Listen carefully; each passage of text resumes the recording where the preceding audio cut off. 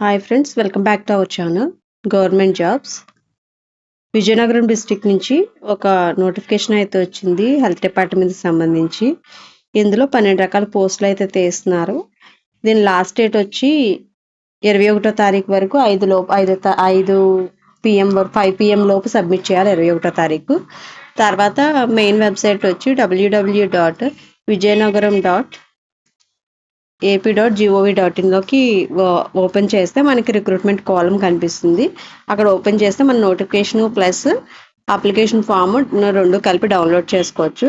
ఇది application submit చేయాల్సిన address వచ్చి office of the district coordinator of hospital services DCHS, government general hospital, cantonment, Vizianagaram అన్నమాట.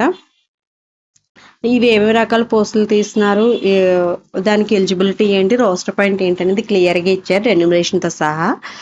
First వచ్చి బయోస్టాటిషియన్ ఒక వేకెన్సీ ఉంది, అవుట్సోర్సింగ్. ఇది open category, 18,500 salary. Lab technician 2 పోస్టులు ఉన్నాయి, కాంట్రాక్ట్ బేసిస్. ఓపెన్ కాంపిటీషన్ ఒకటి, SC ఒకటి, 32,670.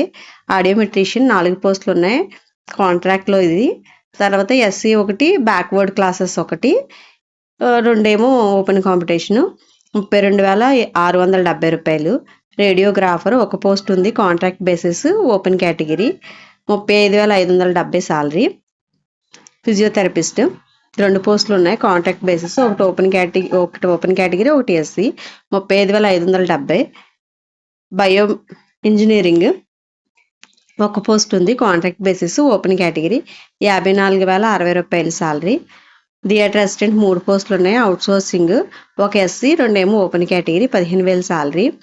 Medical record assistant are record assistant ఒక పోస్ట్ ఉంది, అవుట్సోర్సింగ్, ఓపెన్ కాంపిటీషన్, 15,000 సాలరీ.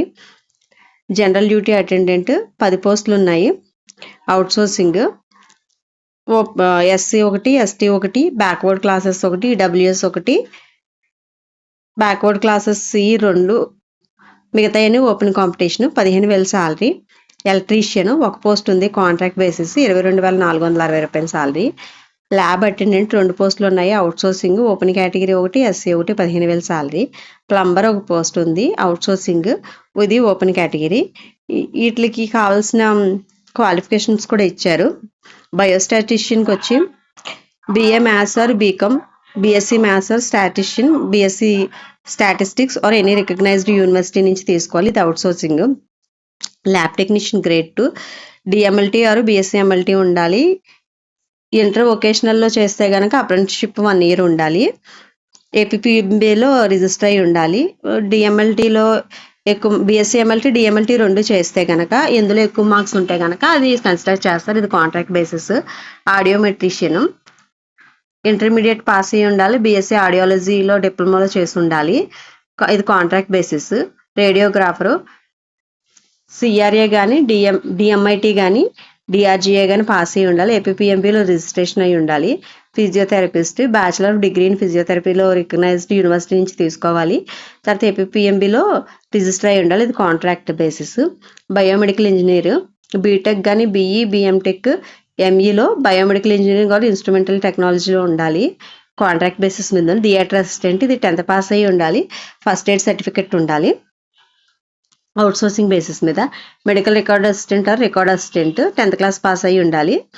తర్వాత ఇది outsourcing. Lab attendant 10th class pass అయ్యి ఉండాలి, ల్యాబ్ అటెండెంట్ వొకేషనల్ కోర్స్ అయినా చేసి ఉండాలి, ఇది అవుట్సోర్సింగ్. ఎలక్ట్రీషియన్ 10th పాస్ అయ్యి ఉండాలి, ITI ఎలక్ట్రికల్ ట్రేడ్లో పాస్ అయ్యి ఉండాలి, ఇది contract basis. General duty attendant ఇది 10th పాస్ అయ్యి ఉంటే సరిపోతుంది, ఇది అవుట్సోర్సింగ్. ప్లంబర్కి వచ్చి 10th పాస్ అయ్యి ఉండాలి, ITI ప్లంబింగ్ ట్రేడ్లో చేసి ఉండాలి, ఇది అవుట్సోర్సింగ్. రిజర్వేషన్స్ వచ్చి లోకల్ ఆర్ నాన్ లోకల్ మన స్టడీ సర్టిఫికేట్స్ని బట్టి డిసైడ్ చేస్తారనమాట. అది ఏజ్ వచ్చి 42 ఏళ్ళ వరకు, 18 సంవత్సరాల నుంచి 42 సంవత్సరాల వరకు ఉండాలి, అది 1/1/2025 అన్నమాట. ఏజ్ రిలాక్సేషన్ అయితే ఇచ్చారు. SC ST BC EWSకి 5 సంవత్సరాలు, physically handicapped 10 years, ex service మ్యాన్కి 3 years ఇచ్చారు. ఫీ వచ్చి ఓపెన్ కేటగిరీ వాళ్ళు మాత్రమే 250 కట్టాలి, మిగతా ST ST BC ఫిజికలీ హ్యాండిక్యాప్డ్కి ఫీజు అవసరం లేదు. తర్వాత మార్క్స్ ఎట్లా కన్సిడర్ చేస్తారంటే మనకు వచ్చిన academic year, for example lab technician తీసుకుంటే కనుక ఎంఎల్టీ కానీ డిఎంఎల్టీ కానీ చేసి ఉండాలన్నాం కదా, అందులో వచ్చిన దానికి 100% కాకుండా 75%కే క్యాల్కులేట్ చేస్తారు. 75% అవి ఉంటే ఒక 10 మార్క్స్ ఏమో ఇయర్ ఆఫ్ పాసింగ్ నుంచి ఇస్తారనమాట. మనం పాస్ అయ్యి ఎన్ని సంవత్సరాలు అయింది, 10 ఇయర్స్ అయితే 10 ఇయర్స్, 7 ఇయర్స్ అయితే 7 ఇయర్స్ అట్లా ఉంటుందన్నమాట. మ్యాక్సిమం 10 ఇయర్స్ వరకే ఉంటుంది. మనం 15 సంవత్సరాలు 16 సంవత్సరాలు అయిపోయినా సరే 10 మార్క్సే ఇస్తారు. తర్వాత వెయిటేజ్ మార్క్స్ అనమాట. ఆల్రెడీ ప్రీవియస్ ఏదైనా ఇందులో వర్క్ చేస్తూ గవర్నమెంట్ సెక్టార్లో వర్క్ చేస్తుంటే దాన్ని కూడా కోవిడ్కి వేరేగా ఉంటుంది, నాన్ కోవిడ్గా జనరల్గా జాయిన్ అయ్యే వాళ్ళకి వేరేగా ఉంటుంది. నాన్ కోవిడ్ గురించి చెప్తే అర్బన్ ఏరియాలో 6 మంత్స్కి 1 మార్క్ కన్సిడర్ చేస్తారు, రూరల్ ఏరియాలో 2 మార్క్స్ అనమాట 6 మంత్స్కి. అదే ట్రైబల్ ఏరియాలో వర్క్ చేస్తే 2.5 మార్క్స్ 6 మంత్స్కి అనమాట. అది కోవిడ్ టైంలో వర్క్ చేసిన వాళ్ళు ఉంటారు కదా, వాళ్ళకు వచ్చి ఇట్లా ఏరియాని బట్టి ఏమి ఉండదు.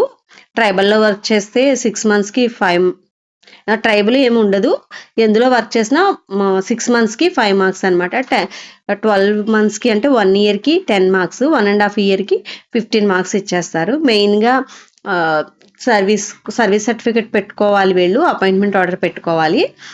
అదే కోవిడ్గా వర్క్ చేసిన వాళ్ళకైతే ఎక్స్ట్రా ఇంకొకటి ఉంది, అదేంటంటే మన బ్యాంక్ స్టేట్మెంట్ అనమాట. మనం వర్క్ చేసినప్పుడు సాలరీ పడుతుంది కదా, కోవిడ్ టైంలో వర్క్ చేసినప్పుడు వాళ్ళకి ఖచ్చితంగా అయితే అది చెక్ చేస్తారు. అది లేనప్పుడు ఒకవేళ మనం సెలెక్ట్ అయినా సరే మన సెలక్షన్ లిస్ట్లోంచి మన పేరు అయితే తీసేస్తారు.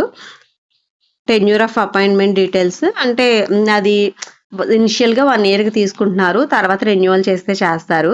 డిపార్ట్మెంట్ అంటే ఇప్పుడు మనం పెట్టిన ఏదైనా కోవిడ్లో వర్క్ చేసినట్టు అట్లా ఫేక్ సర్టిఫికేట్ ఏమైనా పెట్టి వాళ్ళు మనల్ని చెక్ చేసి అది ఫేక్ అని కన్ఫర్మ్ చేస్తే గనక మనం సెల్ఫ్ డిక్లరేషన్ ఇస్తాం కదా ఇది కరెక్టే అని, అది రాంగ్ అని తెలిస్తే కనుక క్రిమినల్ కేసు పెడతారు. అట్లాగే 5 ఇయర్స్ మనం ఎటువంటి పోటీ పరీక్షలకి అప్లై చేయకుండా డిబార్ చేసేస్తారనమాట. మనం 5 ఇయర్స్ దేనికి పెట్టుకోవడానికి ఉండదు. సో కేర్ఫుల్గా చూసుకుని పెట్టుకోండి. తర్వాత నోటిఫికేషన్ డీటెయిల్స్ అనమాట. దీనికి సంబంధించి 12వ తారీఖు నుంచి తీసుకుంటున్నారు. 12వ తారీఖు నోటిఫికేషన్ రిలీజ్ చేశారు. 13 నుంచి తీసుకుంటున్నారు. 21వ తారీఖు last date. Provisional merit list objections ఏమైనా ఉంటే పెట్టుకునేది 4వ తారీఖున ఇస్తారు. అబ్జెక్షన్స్ ఏమో 8వ తారీఖు వరకు తీసుకుంటారు. రివైజ్డ్ ప్రొవిజనల్ మెరిట్ లిస్ట్ 17వ తారీఖు ఏప్రిల్లో రిలీజ్ చేస్తారు. మళ్ళీ అందులో ఏమన్నా అబ్జెక్షన్స్ ఉంటే 19వ తారీఖు వరకు తీసుకుంటారు. ఫైనల్ మెరిట్ లిస్ట్ 24ని ఇస్తారు. తర్వాత సెలక్షన్ లిస్ట్ పెట్టేస్తారు. మనం పెట్టాల్సిన సర్టిఫికెట్స్ ఏంటంటే 10th క్లాస్ సర్టిఫికెట్ పెట్టాలి. తర్వాత అప్లికేషన్ ఫాము దీంట్లోనే ఉంది, ఎలా డౌన్లోడ్ చేసుకోవాలో చెప్తాను. అప్లికేషన్ ఫాము, తర్వాత 10th class certificate, intermediate certificate, for example lab technician పెట్టుకుంటే డిఎంఎల్టీ కానీ ఎంఎల్టీ కానీ సర్టిఫికెట్స్, మార్క్స్ ఏమో ఇంటర్మీడియట్ సర్టిఫికెట్, గవర్నమెంట్ అప్రెంటిషిప్ చేస్తే కనుక గవర్నమెంట్ హాస్పిటల్ నుంచి ఇచ్చిన ఆ సర్టిఫికెట్, తర్వాత రిజిస్ట్రేషన్ సర్టిఫికెట్, రెన్యువల్ సర్టిఫికెట్స్, తర్వాత క్యాస్ట్ సర్టిఫికెట్. క్యాస్ట్ ఎప్పుడు రీసెంట్దే అడుగుతారు. తర్వాత ఏదైనా ఫిజికల్ హ్యాండిక్యాప్డ్ అయితే సదరం సర్టిఫికెట్ పెట్టచ్చు. ఎక్స్ సర్వీస్ ఏమైనా ఉంటే ఆ సర్టిఫికెట్ అడుగుతారు. తర్వాత ఇన్కమ్ సర్టిఫికెట్ కూడా కొంతమందికి అడుగుతారు. ఎంప్లాయీస్ ట్యాక్స్ ప్లేయర్స్లోకి వస్తే ఈడబ్ల్యూఎస్ వాళ్ళు ఉంటారు కదా, వాళ్ళకి ఈడబ్ల్యూఎస్కి ఇన్కమ్ లాగా వస్తుంది అనమాట సర్టిఫికెట్, అది పెట్టాలి. తర్వాత అప్లికేషన్ ఫామ్ వచ్చి నోటిఫికేషన్లోనే ఇచ్చారు. నోటిఫికేషన్ డౌన్లోడ్ చేసుకుని అప్లికేషన్ ఫామ్ని ప్రింట్అవుట్ తీసుకోవచ్చు. నేమ్ ఆఫ్ ది పోస్ట్, మన 12 రకాల పోస్టులు ఉన్నాయి కదా, మనం దేనికి పెడుతున్నాం అనేది స్పెసిఫిక్గా ఇక్కడ రాయాలి. ఇక్కడ మన ఫోటోగ్రాఫ్ అంటించాలి. రిజిస్టర్ నెంబర్ ఆఫీస్ వాళ్ళు ఇస్తారు దానికి. Name of the candidate, gender, father name, date of birth, social status. Date of birth దీన్ని బట్టి మన ఏజ్ క్యాల్కులేట్ చేస్తారు వాళ్ళు. 1వ తారీఖుకి ఎంత ఏజ్ అయింది అనేది. సోషల్ స్టేటస్ ఎదరు ఈడబ్ల్యూ ఏది ఉంటే అది టిక్ పెట్టాలి. సర్వీస్ ఏమన్నా మనం క్లెయిమ్ చేస్తున్నామా అంటే ఎస్ పెడతాము. తర్వాత సదరం సర్టిఫికేట్ ఏమైనా పెడుతున్నామా, ఎక్స్ సర్వీస్ మ్యానా, మొబైల్ నెంబరు, తర్వాత మెయిల్ ఐడి, డీడీ పర్టికులర్స్ 250 రూపాయలు పే చేయాలన్నాను కదా, అది ఓపెన్ కేటగిరీ వాళ్ళకి అనమాట. అది డీడీ నెంబరు, డేట్, అమౌంట్ ఎంత పే చేసాము, మన అడ్రస్ ఇస్తాము. ఇక్కడ వచ్చి అకాడమిక్ క్వాలిఫికేషన్స్ అనమాట, టెక్నికల్ క్వాలిఫికేషన్స్. మనం ఏం చదివాము, టోటల్ మార్క్స్ అని, ఎన్ని మార్క్స్ వచ్చినాయి, ఇయర్ ఆఫ్ పాసింగ్, రిజిస్ట్రేషన్ అయిందా లేదా, తర్వాత కాంట్రాక్ట్ అంటే ఆల్రెడీ సర్వీస్లో ఉన్న వాళ్ళు, ప్రీవియస్ సర్వీస్ ఉన్న వాళ్ళు అప్లై చేసుకుంటారు కదా, వాళ్ళకి సర్వీస్ సర్టిఫికేట్ అనమాట. దీంట్లో మనం అన్ని ఫిల్ చేస్తాము. మన 4th క్లాస్ నుంచి 10th క్లాస్ వరకు ఎక్కడ వర్క్ చేస్తాం ఇదన్నీ ఇస్తాం. ఇక్కడ సెల్ఫ్ డిక్లరేషన్ ఇవ్వాలన్నమాట. మన అప్లికెంట్ సైన్ పెట్టాలి. ఇది వచ్చి సర్వీస్ సర్టిఫికేట్. మనం ఇదే ప్రింట్అవుట్ తీసుకుని దీని మీదే సైన్ పెట్టించుకోవాలి. మనం ఎక్కడ వర్క్ చేసాము, పైన డీటెయిల్స్ అన్ని వేస్తాము, మన పేరు మిగతా అన్ని రాస్తాము. తర్వాత ఎక్కడ వర్క్ చేసాము, ఆ రూరల్లోనే అర్బన్లోనే ఏ డేట్ నుంచి ఏ డేట్ వరకు, ఒకవేళ బ్రేక్ తీసుకుంటే ఎందుకు బ్రేక్ తీసుకున్నాము, ఇవన్నీ ఇస్తామన్నమాట. ఇక్కడ మనం సైన్ చేసి అక్కడ మన మెడికల్ ఆఫీసర్స్ ఎవరు ఉంటారో వాళ్ళు సైన్ చేస్తారు. తర్వాత డిఎంఎండ్హెచ్ఓ నుంచి కూడా సైన్ పెట్టించుకుని తీసుకోవాలి. ఇది caste certificate, residence come caste అనమాట. ఇది అక్నాలెడ్జ్మెంట్. మనం అప్లికేషన్ ఇచ్చిన తర్వాత దీని మీద నెంబర్ వేసి మనకి వెనక్కి ఇచ్చేస్తారు. ఇది నెంబరు మనం దగ్గర పెట్టుకోవాలి. ఫర్దర్గా ఏదైనా ప్రొవిజనల్ మెరిట్ లిస్ట్ కానీ దేనికనేసి ఈ నెంబర్ని బట్టే ఉంటుంది. 21వ తారీఖు 5 గంటల లోపు సబ్మిట్ చేయాలి. All the best.